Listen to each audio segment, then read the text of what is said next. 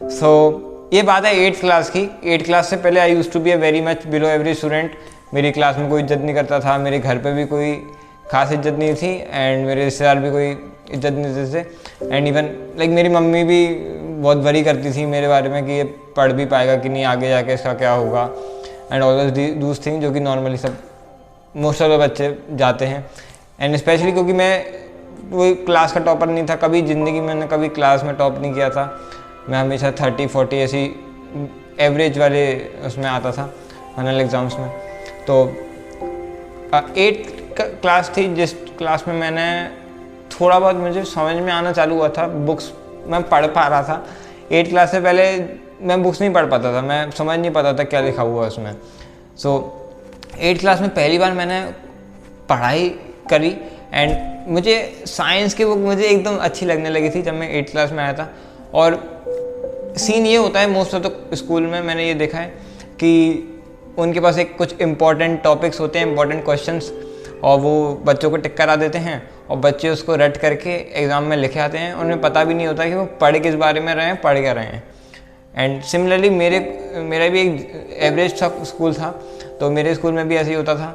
And मुझे ये समझ में नहीं आता था कि ये कर क्यों रहे हैं। तो मुझे पर्सनली पढ़ाई मेरे को बिल्कुल बेकार लगती थी। मुझे ऐसा लगता था कि फालतू चीज़ें बिल्कुल पढ़ाई, और मतलब ये करते ही क्यों हैं लोग, पढ़ना क्यों है।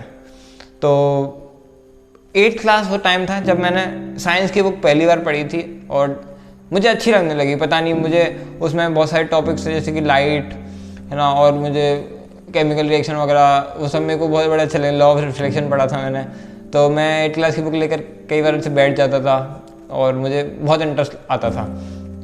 यहीं पर जो और सब्जेक्ट हैं जैसे कि इंग्लिश, हिंदी, ये मुझे बहुत फालतू सब्जेक्ट लगते थे हमेशा से ही।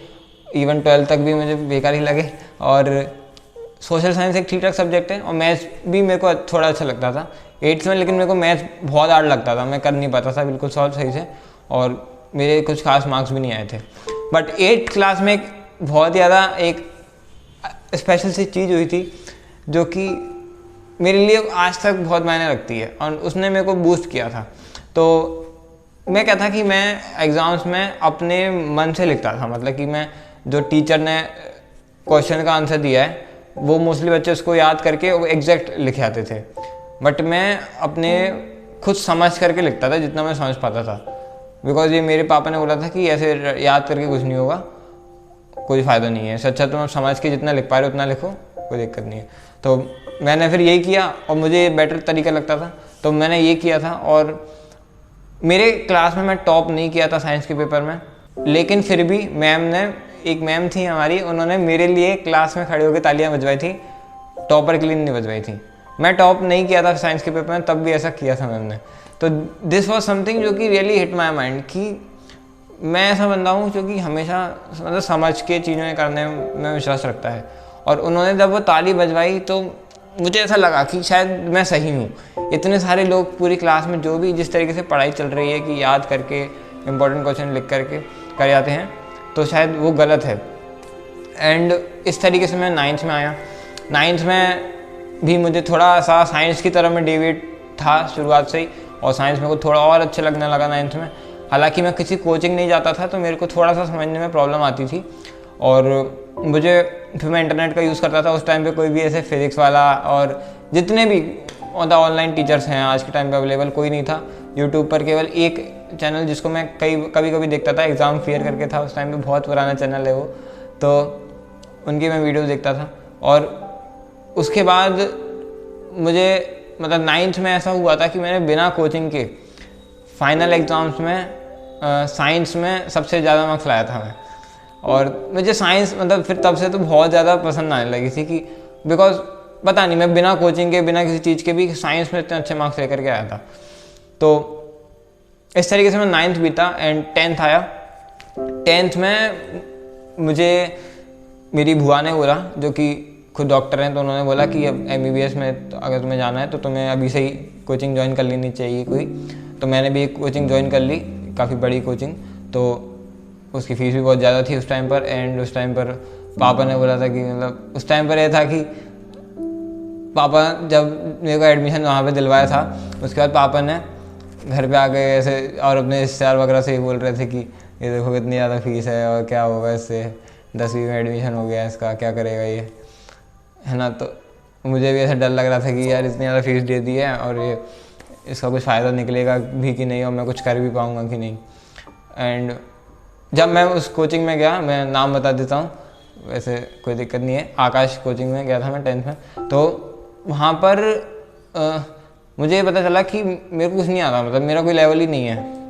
वहाँ पर जो बच्चे बैठे थे, तो मैं एक बहुत ही ज़्यादा एक एवरेज स्कूल में था अपने शहर के, और जो बड़े बड़े स्कूल जो हम सुनते थे जैसे कि LHS था, DPS था, तो ये बड़े बड़े स्कूल हमारे यहाँ ऑक्सफोर्ड माने जाते थे और उनके बच्चे उस कोचिंग में पढ़ रहे थे।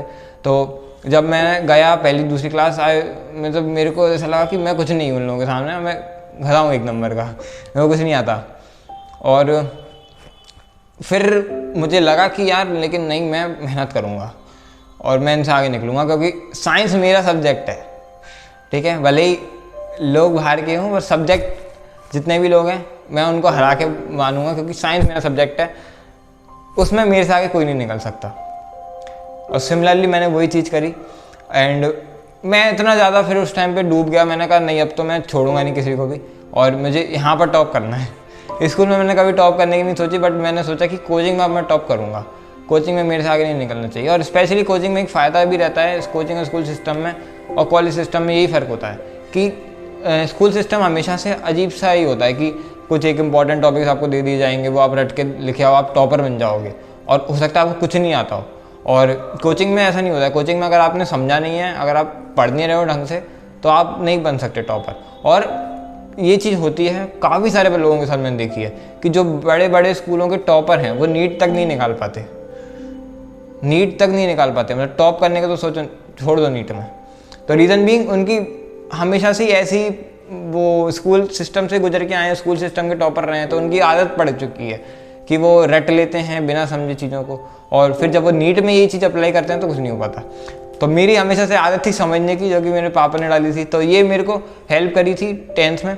और 10th में कुछ ऐसा हुआ था जो कि मैं आपको क्या बताऊँ, तो 10th was a life changing time for me. 10th के पहले जितने भी लाइक मेरे घर के रिश्तेदार वगैरह थे, कोई मेरे को मतलब गधा मानते थे, सब लोग गधा मानते थे, और कोई सब लोग कहते थे इसका कुछ नहीं होगा, तो पागल, तो इसका क्या होगा, ये बढ़ता है नहीं है और ये कुछ नहीं कर पाएगा। तो 10th वो ऐसा समय था जब मैंने उनको प्रूव करके दिखाया कि नहीं, मैं बहुत दमदार इंसान हूँ, ठीक है। मैं अपने अंदर तो मानता था, बट मैंने फिर उनको प्रूव करके भी दिखाया। और वो मैंने कैसे किया, so I got free scholarship of Aakash and FIITJEE for 11th and 12th। मतलब मैं वहाँ पे फ्री में 11th और 12th में पढ़ सकता था, दोनों कोचिंग में, ये मुझे मिली थी। तो ये मैंने करा था बिकॉज उनके एंट्रेंस एग्ज़ाम जो होते हैं आकाश और फिटजी के, तो दोनों मैंने दिए थे। और फिटजी में I was top in the Gwalior, ठीक है। मतलब मैं ग्वालियर में टॉप किया था मैंने उसके पेपर में, और वो एक मैथ्स का पेपर था, मतलब उसमें फिजिक्स, केमिस्ट्री और मैथ्स पूछी गई थी। तो बिकॉज मेरा मैथ्स भी बहुत अच्छा होता जा रहा था विद टाइम, साइंस तो मैं कर ही रहा था, मैथ्स भी मेरा अच्छा होता जा रहा था, और मैंने इतना बड़ा अचीवमेंट गेन किया था जो कि बहुत हिलाड़ देने वाला था मेरे लिए पर्सनली। बिकॉज ग्वालियर में टॉप करना, मेरे सिटी में टॉप करना बहुत बड़ी बात होती है, मतलब सोचा भी नहीं था मैंने जब वो पेपर देने गया था, तो मैं एक्चुअली वो पेपर मैंने सोचा भी नहीं था देने का। मेरा एक दोस्त था, वो जा रहा था फिटजी, उसने बोला कि यार मैं जा रहा हूँ फॉर्म भरने, तो आई थॉट कि चल भाई चल, तू जा रहा है मैं भी चलता हूँ, ठीक है। तो मैं उसके साथ चला गया, एंड उसके बाद उसने बोला कि वो फॉर्म भर रहा है, तो मैंने कहा चल तू भर रहा है मैं भी भर देता हूँ फॉर्म, एंड इस तरीके से फॉर्म भरा था मैंने उस पेपर का। और उसके बाद मैंने वो पेपर दिया। उस पेपर का जब रिज़ल्ट आया तो मेरे दोस्त का मेरे पास कॉल आया, उसने बोला कि पार्थ तेरा तो यार सिलेक्शन ही नहीं हुआ, तू मेरे तो कोई फ्री स्कॉलरशिप मिल गई, तेरे को तो मिली नहीं। तो मैंने कहा यार अच्छा हो सकता है भाई मेरा पेपर बेकार गया हो, यार होता है, ठीक है लाइफ में ऐसे, तो तेरे को मिल गई अच्छी बात है, तो मेरे को नहीं मिली, ठीक है मैं इतना अच्छा नहीं पढ़ता हूँ। फिर वो बोला कि पार्थ देखो पता है तूने ग्वालियर में टॉप कर लिया है, तूने जितने भी उस पेपर में बच्चे बैठे थे उसमें से सबसे ज़्यादा मार्क्स लाया तू ग्वालियर में अगर देखें। तो दैट थिंग वॉज समथिंग जिसने मेरे को सोचने पे मजबूर किया। मतलब मुझे अपने अंदर एक कॉन्फिडेंस बूस्ट कर दिया था कि नहीं अब तो मैं फोड़ूंगा और अब मेरे से बड़ा कोई नहीं हो सकता। उस टाइम पर मैं AIR बन के सपने देखने लगा था, ठीक है, IIT JEE में, जो कि देखते हैं बच्चे जब भी इस तरीके की कोई चीज़ करते हैं। और मैंने NTSC भी निकाला था 10th में। और so this was the thing कि मैंने अराउंड जब मैं 10th में आया था और आकाश में आया था तब मैं कुछ भी नहीं था, और वहाँ पर मेरी मतलब बिल्कुल बहुत कम लेवल, मतलब मेरे को कुछ भी नहीं आता था उन लोगों के सामने जो वहाँ पे पहले से पढ़ रहे थे 9th से। और उसके बाद मैंने थोड़ा बूस्ट मारा, मैंने थोड़ी अच्छे से मेहनत करी, और मैं सबसे ज़्यादा तो मैं डाउट्स पूछता था। मैं टीचर के पास जा करके ना उनको परेशान करता था। मैं क्लास के 2 घंटे पहले चले जाता था और 2 घंटे तक उनसे डाउट्स ही पूछता रहता था।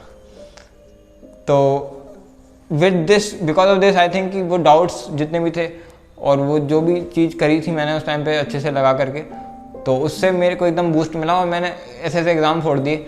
और यही होता है कि आपको पता नहीं होता कि आपकी कैपेबिलिटी कितनी है जब तक आप खुद को कहीं पे ट्राई नहीं करते हो। इसलिए हमें हमेशा कहीं बाहर जाकर ट्राई करना चाहिए हमेशा अपने आप को।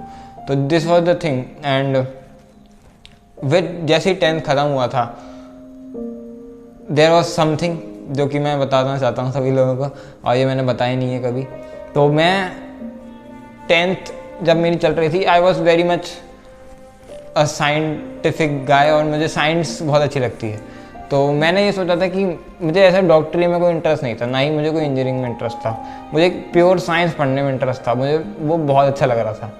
और इस वजह से आई थॉट कि मुझे साइंटिस्ट बनना चाहिए और रिसर्च करनी चाहिए, और जिस वजह से मुझे रिसर्च में जाना था।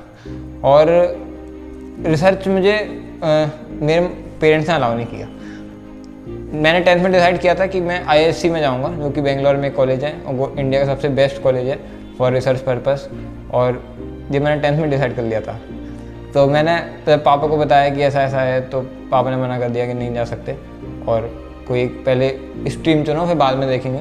तो पापा ने बोला था कि मेडिकल चुनो, मेडिकल सेफ स्ट्रीम है और इसकी डिमांड विद टाइम बढ़ने वाली है, और इंजीनियरिंग नहीं जाओ। और रियलिटी इसकी 10th में मुझे मैथ्स ज़्यादा अच्छी लगने लगी थी, क्योंकि मैथ्स बहुत ज़्यादा अंडरस्टैंडिंग वाला सब्जेक्ट होता है। तो जैसे जैसे मेरे को वहाँ पे पढ़ने को मिला और टीचर्स ने पढ़ाया अच्छे से समझ में आया, तो मैथ्स मेरे को ज़्यादा अच्छी लगने लगी। तो so I was thinking to go for engineering, और इंजीनियरिंग में फिजिक्स केमिस्ट्री भी अच्छी लेवल की पढ़ाई जाती है। तो लेकिन पापा ने बोला कि नहीं मेडिकल में जाओ। तो मैं फिर समझ के फिर उन्होंने कहा कि नहीं मेडिकल सेफ़ है, जाना पड़ेगा। तो मैं फिर चला गया। एंड इनिशियल डेज जब मैं गया था नीट की तैयारी के लिए, तो मैं लिटरली रोता था घर पे आके कि मैंने क्या चूज़ कर लिया।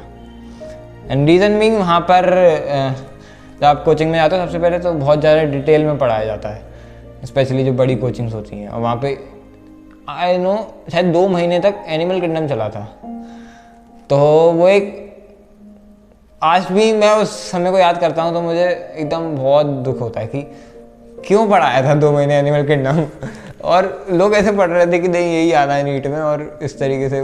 और एक भाग दौड़ी होती है ना, जैसे आप समझ पा रहे हो कि पीयर प्रेशर और सब लोग कर रहे हैं तो तुम्हें भी करना पड़ेगा, तो वो वाली चीज़ हो गई थी। अब सब लोग गलत कर रहे हैं तो तुम भी गलत करने लगते हो। इसलिए हमेशा मतलब सब लोग वही पढ़ रहे थे एनिमल किंगडम और उसको रटे जा रहे थे, तो हम भी पढ़ने लगे थे। और हमें भी लग रहा था कि नहीं पढ़ना ज़रूरी है, लेकिन वो बिल्कुल भी ज़रूरी नहीं था। तो दिस इज़ द थिंग। और उसके बाद फिर हम विद टाइम जब मैं 11th में आया तो मेरे को थोड़ा सा लग रहा था कि बायो के लायक मैं हूँ नहीं।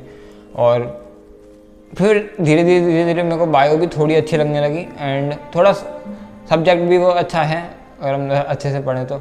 हालांकि उसमें काफ़ी टाइम याद करने का होता है। नीट में तो एक काफ़ी गंदी तरीके से बायो पूछी जाती है, जो NCERT बेस्ड, और उसमें आलतू फालतू फैक्ट होते हैं NCERT के, उसके वो पूछे जाते हैं।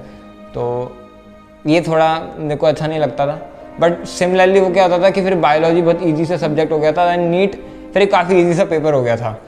ठीक है, मुझे पता है काफ़ी सारे लोगों के लिए नहीं होता है, और रीज़न भी यही होता है कि नीट ईजी होता है बट तैयारी लोग बाद में शुरू करते हैं, और तैयारी जब शुरू करते हैं तो गाइडेंस नहीं पता होता कि कैसे करना है। तो हमें भी नहीं पता था, विद टाइम पता चला। तो शुरुआत में 11th तो थोड़ा हार्ड बीता था, फिर उसके बाद 12th जब आया तो 12th में थोड़ा सा लगा कि नहीं यार भाई समझ में आ गई चीज़ें कैसे करनी है। और तब जा कर के मैंने डिसाइड किया था 12th में कि मैं मैथ्स लूँगा, क्योंकि मैथ्स मेरा फेवरेट सब्जेक्ट बन गया था 10th में, तो मैं उसको छोड़ना नहीं चाह रहा था। और फिर 12th में मैंने मैथ्स ली, जो कि एक बहुत ज़्यादा अजीब सी बात लगती है, और मेरे को भी नहीं पता था कि क्या मेरे को मिल पाएगी मैथ्स। और रीज़न भी मेरे को मैथ्स इसलिए लेनी थी क्योंकि IISc में सिलेक्शन तभी होता है जब आपके पास मैथ्स कंपलसरी होती है, मतलब PCM कंपलसरी है, बी हो या ना हो, ठीक है। तो अगर मैं मैथ्स लेता ही नहीं तो मेरे पे चांस ही नहीं बनता IISc में जाने का। तो मैंने मैथ्स ली और फिर मैंने उसके लिए प्रिपरेशन करी।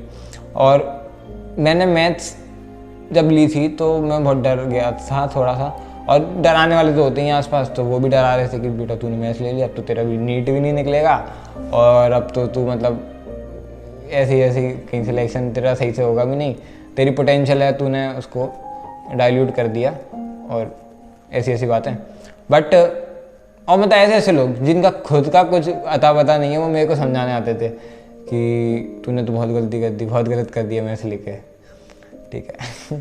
तो ये है, थोड़ा ज्ञानबाजी ज़्यादा होती है हमारे देश में, खुद का काम नहीं करते लोग, दूसरों के काम में इंटरेस्ट होता है लोगों को।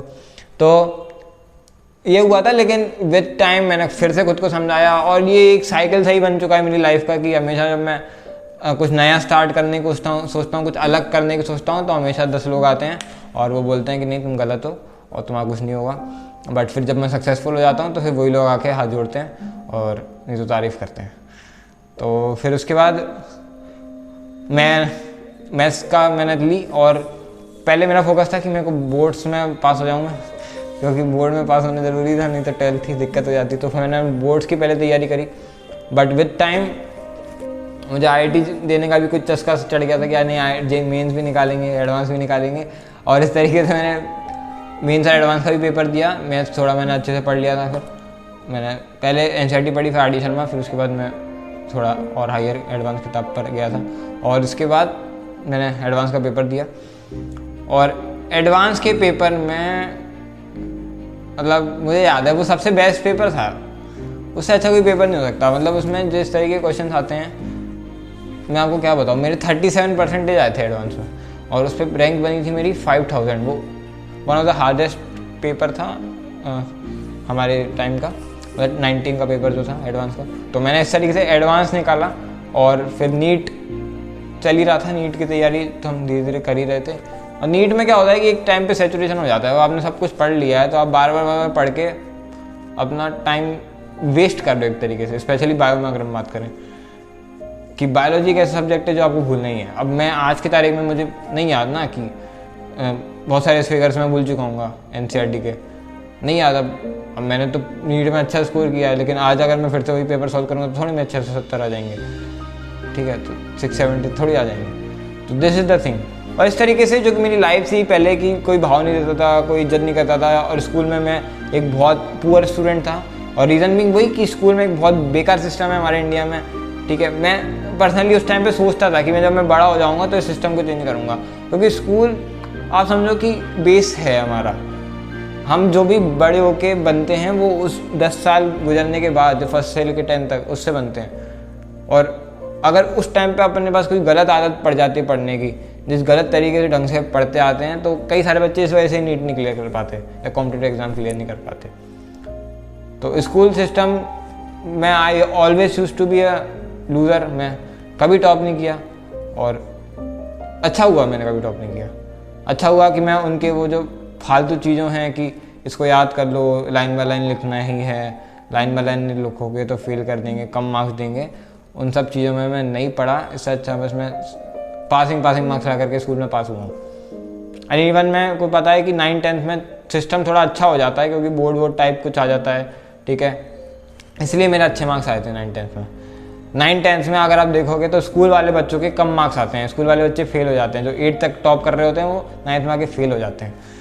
और मेरा उल्टा केस हुआ था, तो मेरा हमेशा उल्टा ही केस रहा है। तो इस तरीके से मेरी लाइफ थी, बस शेयर करना था, एक नॉर्मल थी, वीडियो बनानी थी, ज़्यादा कुछ नहीं। And thanks for watching till the end, and तब तक के लिए बाय, मिलते हैं नेक्स्ट वीडियो में। थैंक्स।